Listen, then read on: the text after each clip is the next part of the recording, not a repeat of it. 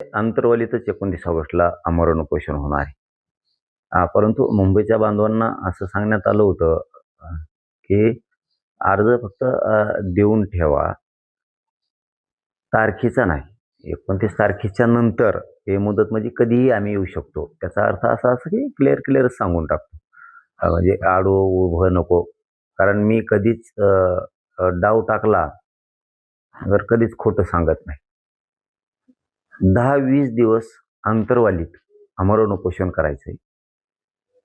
10-20 दिवसाचं आमरण उपोषण करून बी सरकारनं जर प्रश्न नाही सोडला तर तसंच मुंबईला निघायचं. म्हणून ते दिलेलं निवेदन आहे. परंतु ती 29 तारीख बहुतेक त्याच्यावरती टाकण्यात आली. असं काहीतरी मी ऐकलंय कालच आता. आणि तसं सांगण्यात आलेलं नव्हतं. बांधवांना सांगितलं होतं की 29 ऑगस्टला आंतरवालीतच उपोषण होणार आहे. पण 10-20 दिवसही उपोषण करून जर सरकार दखल घेणार नसलं तर आपल्याला मुंबईकडे निघायचं. त्या दृष्टिकोनातून ते दिलेलं आहे. काही कोणाला जर वाटत असेल बाबा की आमचं निवेदन दिलंय म्हणून तुम्ही दिलंय तर मग आम्हाला आधी परवानगी द्या आणि पहिलं प्राधान्य आम्हाला द्या.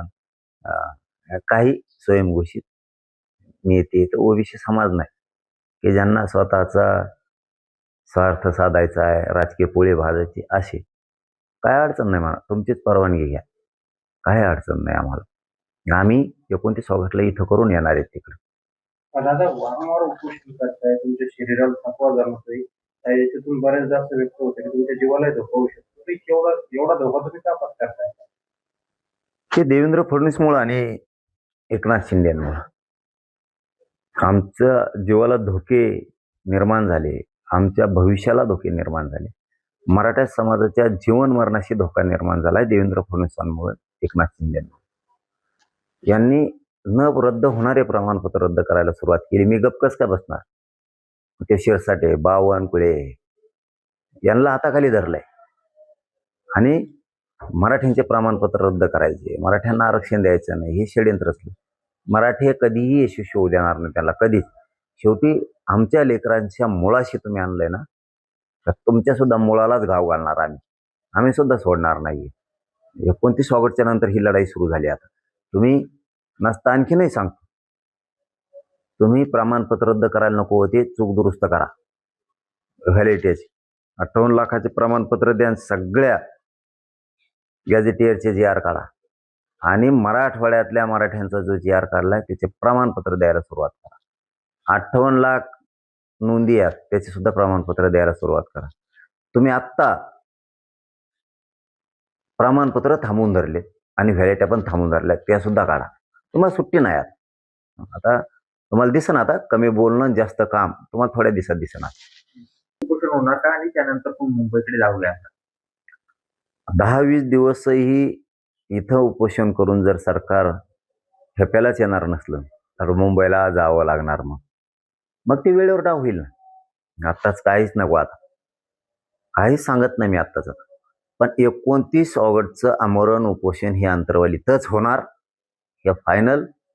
नंतरचा डाव जसं सरकार डाव टाकेन तसं आपण टाकणार. फक्त निवेदन एक देऊन ठेवा म्हणून फक्त देऊन ठेवलेलं आहे. ही परवानगी दिली, बघू. ती बी दिली तर बघू पुन्हा काय करायचं. आणखी वेळ आहे. दादा, तुम्ही वेळोवेळी सांगत होते की एकनाथ शिंदे साहेबांचं बऱ्याचदा तुम्ही भाषणामध्ये चांगलं कामगिरी केली म्हणून तुम्ही उल्लेख करायचे आणि त्यांचे मंत्री उदय सामंत पण तुमच्यासोबत वेळोवेळी संपर्क साधायचे. मग अशात उदय सामंतांनी तुमच्यासोबत संपर्क साधला तर एकनाथ शिंदे साहेबांकडून केले काय असतं बघा, एकनाथ शिंदे साहेबाला एवढा मोठा पक्ष चालवायचा, राज्य चालवायचं, तर कंट्रोल असला पाहिजे आपल्या मंत्र्यांवरती, आमदारांवर. शिरसाट जाणून बुजून मराठ्यांचे प्रमाणपत्र रद्द करतोय आणि शिंदे साहेब संपायला लागलेत, मराठी त्यांच्या पक्षापासून तुटायला लागलेत, तरीही तो प्रमाणपत्र येत नाही. इतका आडमुठ आहे त्याचं. आडमुठं धोरण शिंदे साहेबाच्या नरड्याला लागणार आहे आणि ती आम्ही लावणार. तो आडमुठा वागतो ना, तो शिंदेला मोजित नाही ना, तो कोणालाच मोजित नाही ना. त्याचा अर्थ असा आहे, कारण प्रमाणपत्र रद्द केलेत आणि एका शिरसाटमुळे जर एवढं वाटलं व्हायला लागलं तर शिंदेना कळत नाही का? याचा अर्थ तुमच्या दोघांची मिली बघत आहे, शिंदेची शिरसाटची. तुम्ही जाणून बघून दोघं जण रद्द करताय. शिंदेची मिली बघत नसती तर शिंदेने सांगितलं असतं तुझ्यामुळं राज्यातला मराठ्यांचा रोष माझ्या अंगावर यायला लागलाय, तू ते प्रमाणपत्र का रद्द केले.